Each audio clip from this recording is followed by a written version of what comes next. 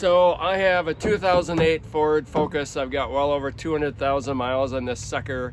It's got the Ford 2-liter Duratec engine, and I wanted to, I should say, change the little PCV valve. So this is the engine right here.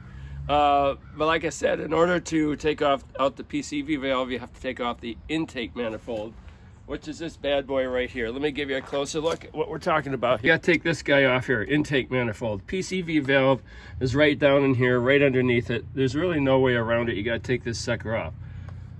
So my goal today, I've already taken my intake manifold off and put on a brand new PCV valve and a hose. My goal is just to give you a few tips and tricks to make your life easier. Safety is always first. So step one, take off that darn negative cable. Get that sucker off. As with any car project, especially on these small cars, you have to figure out, what do I have to take off in order to take this guy off? Well, it's not too bad. Undo the strap, pull this off of this guy, the throttle body. You want to take this guy off right here. This one's very easy. So you can see right here, there's a little clip. There's another clip here, another clip here. Get your screwdriver, lift this thing up, get out of the way. Then there's 4 bolts, 1, 2, 3, and then there's one here. Very easy, take them off. This guy here, take him off. Got a little red washer thing. As you pull this up, take your screwdriver, push it down, it'll pop out. Air sensor, there's a sensor here. You're gonna have to take him off too. This is a good time either to change your air sensors or to clean them. I do recommend taking off your power steering reservoir and your windshield fluid reservoir. This comes off with 2 bolts as a hose. You just pull off on the bottom. So this one is held on by 1 bolt right about here. It's hard to see. You can sort of see the bolt maybe, but it's right here. 1 bolt, and then it kind of snaps out. The hardest part is this electrical connector right here that pulls out because it's jammed up against this, so it's kind of hard to unsnap it. But you got to take that off too. But yeah, you take these 2, that gives you extra room. You're going to need the room to get the bolt off of this thing that's kind of on the bottom side underneath here. And there's an electrical connector underneath here connected by Christmas tree and a plug-in that you need the space to unplug it. You're going to have to take off this guy right here, your fuel rail. Be careful because gas can spill out if you don't do it right, but you have to get this off, because to get this off, you have to take this little bracket off, because there's a bolt right here, and the bracket bolts in here, here, and right here. The fuel rail is not hard to take off. This bolt, you can leave all these electrical connectors attached. Just take them off, lift this up, get it out of the way. Then you'll see the bolt, the top bolt for this bracket. Let's see, there's actually an electrical connector down here. And the truth is, it's hard to get at this electrical connector right here in this air sensor until this partially comes off. You can tilt it and get your hand down there. So yeah, I think you can see that right there. And like I said, there's another electrical connector down here that attaches by Christmas tree here. You're not going to be able to get at it till you undo the bolts and lift this sucker up. One other little thing, this guy here on my car, there's a little 8mm bolt right here. Hard to see, but it's right about there. You have to take him off and then kind of slide him out of the way. Yeah, you can probably pull this whole thing out once you get it out, because that's the only bolt on this one. Now in this intake manifold, there are 8 bolts that you have to take off, and I'm going to pop up a bolt diagram so you can see. When you're working on this, have the bolt diagram. I had it on my phone so I could look at it and say, oh God, where are these suckers? So some bolts are easy, some are harder. Here's 1 bolt right here. Here's another bolt right here. There's another bolt right here. These 2 are what keep this guy on, in addition to the 1 bolt underneath the fuel rail. So there's what, 1, 2, 3 bolts. There's a bolt right in here that's hard to get at, so it gives me what, 4 bolts. There's another bolt right here, number 5. Number 6 is directly, or kind of almost directly underneath this guy, straight, almost in line with him, just straight in, but it's right underneath. Okay, so that gives me 6, 2 more bolts left. There is one on the very bottom of the car, so you're gonna have to jack up. What I did is I jacked up the corner of the car. It's right behind this guy here, right behind the oil stick. And you'll see it, it's easy to get out. All these bolts are 10 millimeters. The hardest bolt is this one, because the darn bolt is literally right here. So you can't see it like you can see this one and this one. So I'll give you a little tip for seeing it. The next bolt that's kind of it's not actually really tricky. It's because it's straight. You can see this bolt right here. So the next bolt that's difficult is not this one or even that one. You can see that kind of in there. The one on the bottom that's straight down underneath, which is on the bottom of this guy, or right here, directly underneath. It's not that hard to get at and get good room and get a ratchet, but it's hard to see it. So what's the trick? Well, once you have this off and this off, you can get a good view from the side, kind of come way over to the side and start looking underneath. If you get the right angle,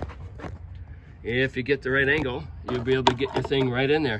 Get your ratchet down in there, and you'll be able to see that bolt.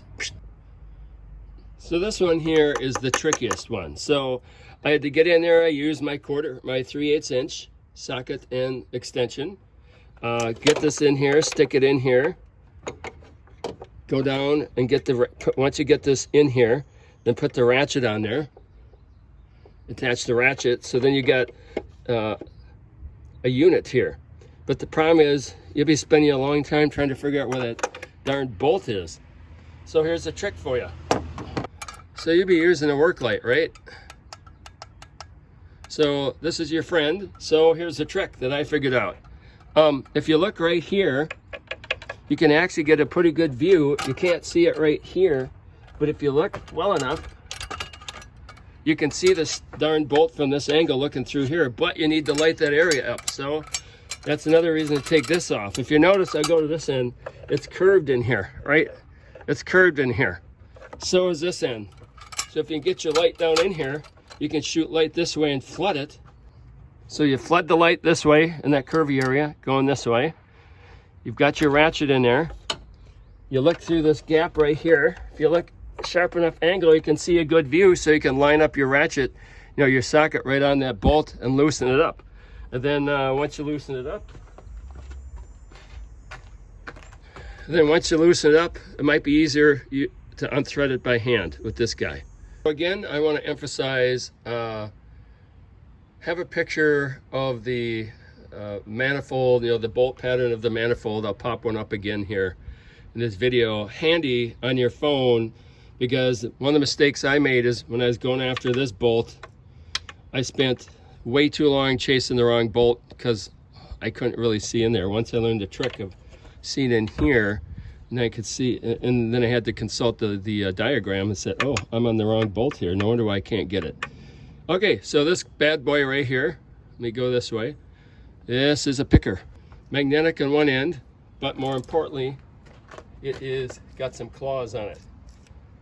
So the question becomes, when you loosen these bolts, how do you get them out of there without losing them? Well, the beauty of this thing is it can get in there, grab that bolt. Once you loosen it from the block, then you can just grab it with this guy, make sure you get the claws around it, and then you just pull it right out. You can put your ratchet on it and you don't lose your bolts. Now, just a quick note about this guy here. The 8mm bolt is right in there. It's not the easiest to get at, so you really got to get a good angle from the side and slide your hand down there with that small ratchet to get it out. It's even trickier to get the bolt back in, so you got to kind of use your fingers, but you got to have the right angle from the side. I found was very effective, kind of right on top of it. So I used the combination of all three of these to get bolts in. This one, of course, you can grab the bolt, get it in there, it's flexible, release it, and then get your socket in and screw it in and tighten it.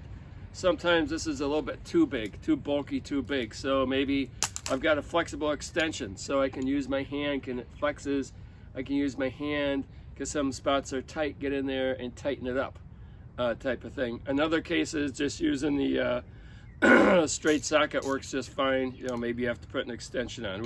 So the question is, how do you get the bolt to stay in your socket and doesn't fall out while you're trying to put the bolt in? I use tape. Put tape around the bolt, slap it in there.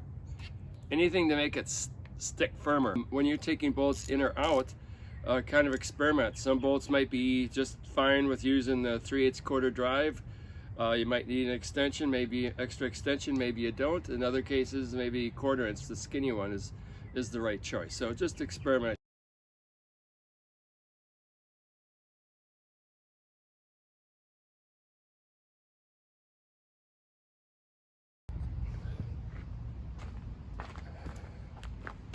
Oh, one other little tip. When you go down in there and you get the intake manifold out, where the PCV valve plugs in, the valve itself, you'll see it's actually a cover that's got like 7 or 8 little 8mm bolts. I highly recommend taking that off because oil and sludge can build up in there, and it shouldn't, and it's just awful. I'll show you a picture of what mine looked like. I've got a picture when I took it off. You'll be shocked. So it's easy to take off, well worth cleaning it. You get your hands all gooky, use some Gojo hand cleaner, whatnot, but yeah, take that sucker off before you put everything back together. So again, take that cover off, clean it out.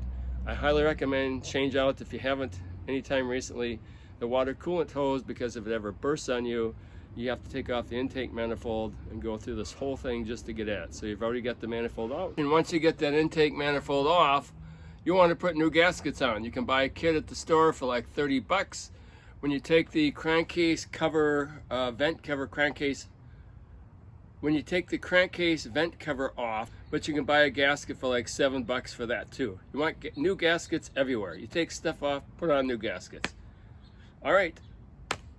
Hopefully my tips and tricks will make your life easier so you don't have to go through as much as what I went through. Take care.